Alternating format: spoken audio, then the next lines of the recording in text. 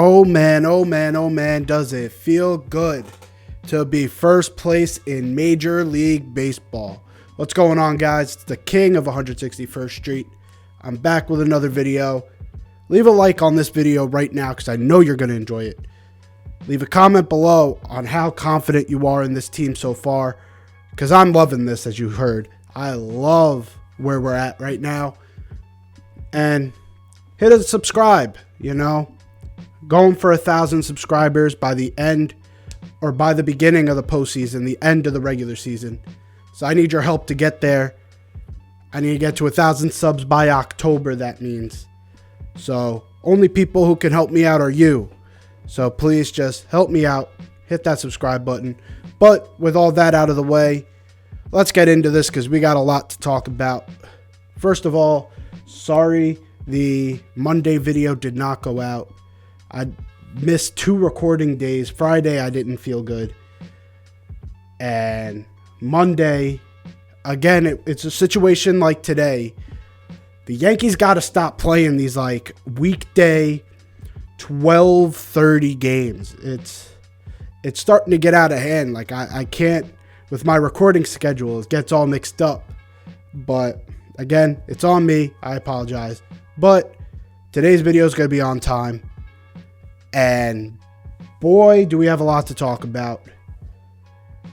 The Yankees sweep the 2-game series against Toronto.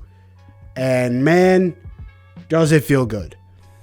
Does it feel good? The Yankees, I really wasn't feeling so good halfway through that first game, getting no hit at that point. But again, all reliable DJ LeMahieu comes through. And man, you know what? With all that controversy, let's talk about it. So Giancarlo Stanton hits the 3-run home run to tie the game. Giancarlo Stanton seems to always come up in those big moments, even in the postseason, like in 2020. Just comes up big. But besides the point, he gets the home run. Josh Donaldson comes up, and the first pitch beams him. And you know it's bad when Aaron Judge gets on the top step and starts saying, what the fuck? That's when you know it's bad. But I did have a problem with how the umps handled it. I thought, this is a rivalry, so I understood why they thought it may have been intentional. I personally, in watching the replays, I don't know what to think. That pitch did not look like it had any intention of being in the zone, but it was also a night game. He just gave up a 3-run homer. He's flustered. A ball could slip out of his hands. I understand that. It just didn't have the good optics. And I think when the umpires huddled and they were talking about it, that's what they were saying. First base, third base umpire. They were saying that looked like it had zero intention of making it to the plate. And the MLB is trying to crack down on that. And I know the Mets are out here why ain't anyone getting ejected when we get hit? Yeah, I'm on your side. They gotta start watching out for that. But I didn't know if it was the right call to eject him. I thought a warning to both sides, and if the Blue Jays did it again or the Yankees retaliated, an ejection would be warranted. But in a way, maybe this is Yankees bias here.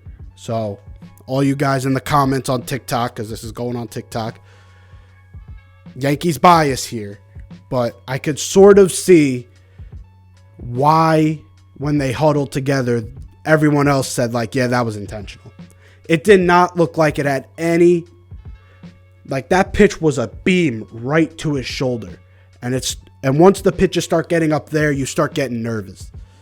You don't want anyone to get hit in the neck, get hit in the head. You never want that situation, no matter what team you are.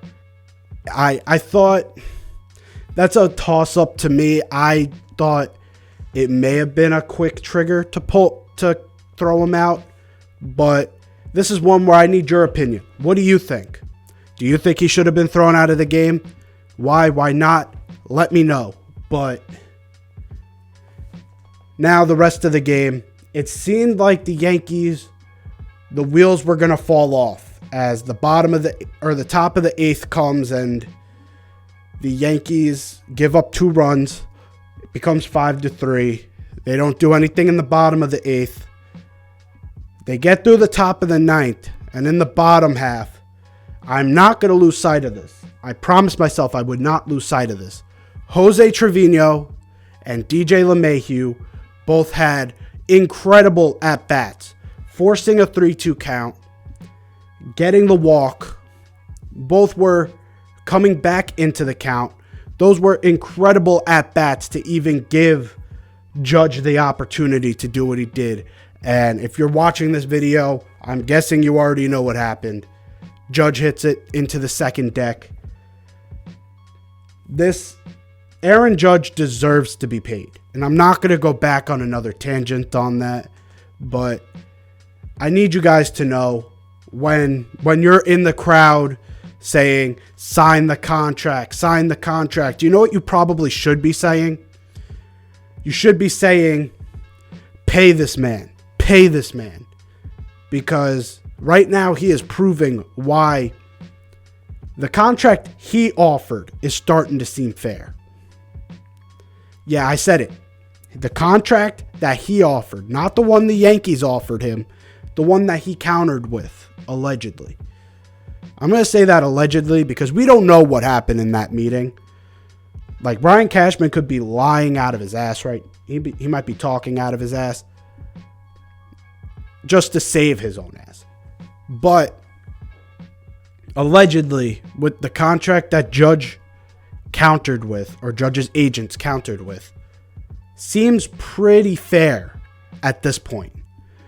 You can make an argument he is the best defensive right fielder. If you want to say someone like Mookie, fine. You could say he's top 3 or top 5 offensively. Now, if you're talking offense, you got Ronald, you got Juan, and I don't know who else you put above him. Mookie has not done anything with the bat of significance since he was in Boston. Bryce Harper, maybe. He won MVP, so you know what? Maybe I'll give him that. But top 4, top 5 offensively, top 3 defensively, I would argue he might be the best. Just the way he's able to be so versatile and go into center field and not miss a beat. That's incredible. The difference between right field and center field is enormous. And he's able to transition between them with ease. So for that reason, I think he's top of the league defensively. He's top 4 offensively. If that doesn't warrant a higher paid contract than Mookie Betts, a higher paid contract than maybe even Bryce Harper, I can argue it. I can 100% argue it. And the offer that they were going to give was, I think, lower AAV than what Harper got. I can argue that he deserves more.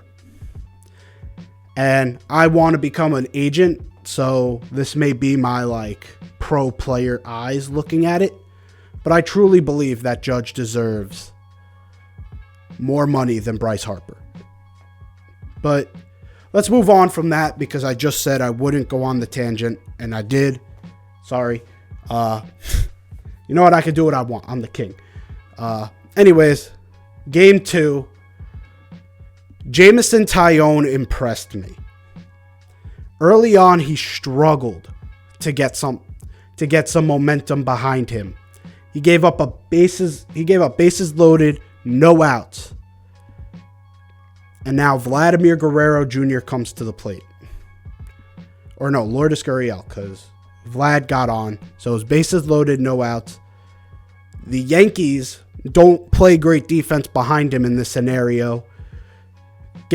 Taillon gets the ground ball he needed, but they only get one because Torres couldn't get the ball out of his glove.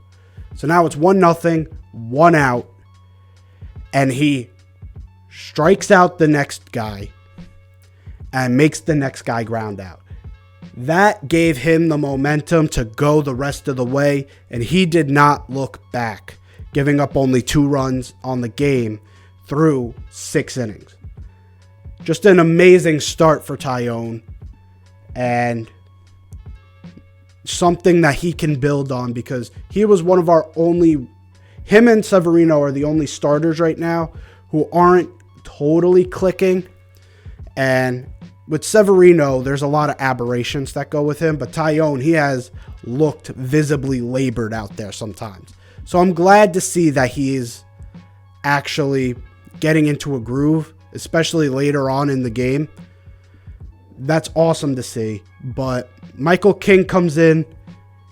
He makes up for the blunder he had against Texas, the bad game, which he gave up like 2 runs.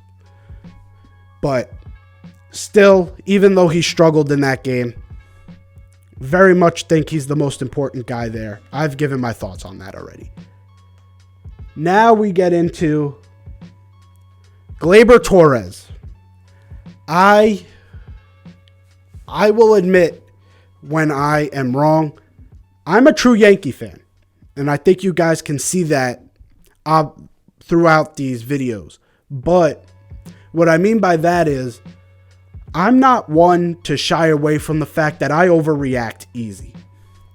And when Torres has a bad 2020, a bad 2021, and starts off 2022 not looking too great, I started to worry. And I said, I need DJ in that lineup full time. And that was my justification for trading Torres for a starter. Well, obviously we don't need starters' help anymore. And Gleyber Torres is balling the fuck out. I got to give Gleyber Torres all the credit in the world. This man has gone through so much since that 2019 season where he was an absolute gem. He, as a second baseman, or as a shortstop at that point, as a shortstop, he hit 34 home runs. That is, for a second baseman, that is amazing. And now going into the season, not having the most productive years, because in that 2019 season, he also batted for a pretty high average, like 270, had an OPS over 800. It was an amazing season. And when you have that type of season, we expect that time in and time out. And this is something that Gary Sanchez could not recover from, because now Torres was on that downswing and the fans were starting to give it to him. He was struggling in the field because they kept playing him at short, and his bat was suffering. The Yankee fans started to turn. And when the Yankee fans turned on Gary Sanchez, he was never able to turn it fully back around. Gleyber Torres seems like he's ready to turn this back around. And I love seeing players like that. Players with that grit and that tenacity to know, these Yankee fans, we're not booing you because we don't like you. We're booing you because we expect a ton out of you. And I think that's something that these players sometimes don't understand. Is like, not every time you get booed doesn't mean, oh, the Yankee fans hate him. The Yankee fans are wanting him so bad to do good that they are frustrated when he doesn't. So I'm happy Gleyber Torres seems like he's turning it around. Today getting 5 RBIs. All our offense was Gleyber Torres. And he was able to take that pitch that was inside and really put a good swing the other way on it. And I think that's the key to his success this year, is that he's starting to have, like Cameron Maybin would say, a center field approach. Meaning he's using all facets of the field, trying to get the ball up the middle. Like, has a swing up the middle, which will help you use all facets of the field. You saw they were in a shift in that situation, where they had 3 infielders on the left side, and the right side was totally open because Vladimir Guerrero Jr. was holding on Anthony Rizzo. So you have a whole opening on this side. And I think now teams will start to think twice on a Gleyber Torres shift, because he has proven, and I will say he is at times opening his shoulders, opening his hips early to try and pull the ball.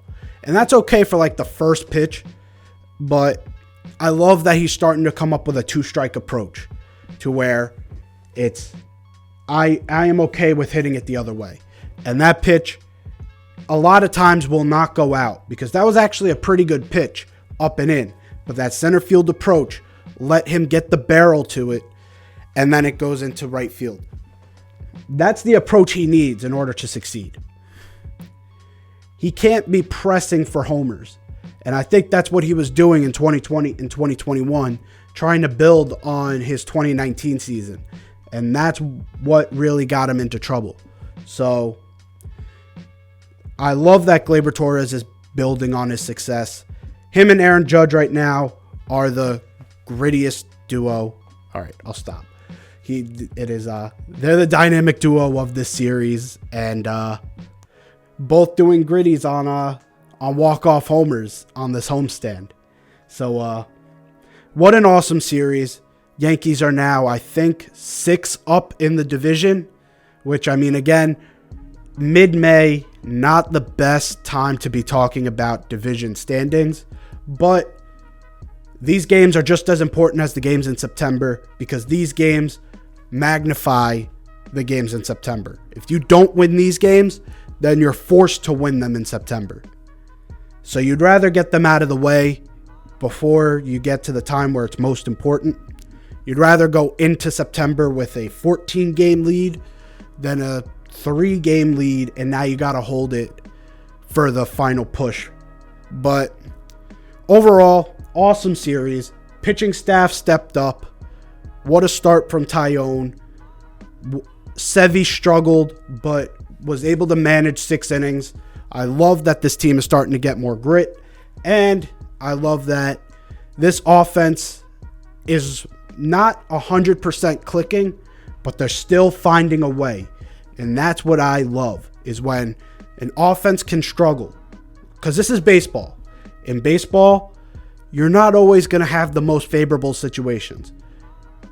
Getting a hit 3 out of 10 times gets you in the Hall of Fame. But I love when offensively a ton of guys are struggling, you still find a way to grit it out, to grind it out, and pull the game out from under the other team. Love that. So let's just keep it going. Next series is against Chicago on the road. I'll have the pitching matchups at the end of the video, but hopefully you guys enjoyed. If you did, leave a like down below. If you're new here, hit that sub button. I'm on my way to 1,000 subs in October. That's my goal.